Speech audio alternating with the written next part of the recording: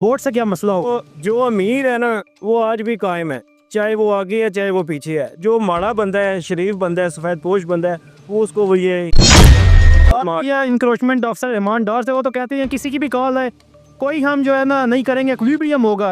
आप तो कहते हैं कि किसी का कॉल आ जाए। जो ऑपरेशन हुआ है, अगर 20 दुकानें तोड़ी गई हैं उनमें 3 दुकानें बच गई हैं। वो क्यों बची हैं? जाहिर बात है कोई फ़ोन आया है या कुछ ऊपर से ऑर्डर आया, तो इसी वजह से रोक गए। जी अस्सलाम वालेकुम। वालेकुम अस्सलाम जी। ये ना तो जब आज़ाद माफिया के खिलाफ तो ऑपरेशन है, आप ठेकेदार हैं तो कितने का ठेका लिया और आज क्या हो गया? जिन्होंने आपको पे किया वो बेचारे रोड के ऊपर आ गए हैं। वो तो आ गए हैं, उनके साथ साथ हम तो रोड के ऊपर आ गए, क्योंकि हम इधर से रिकवरी करके बल्दिया को 2 करोड़ 40 लाख का ठेका है, साथ 10% है इसके साथ।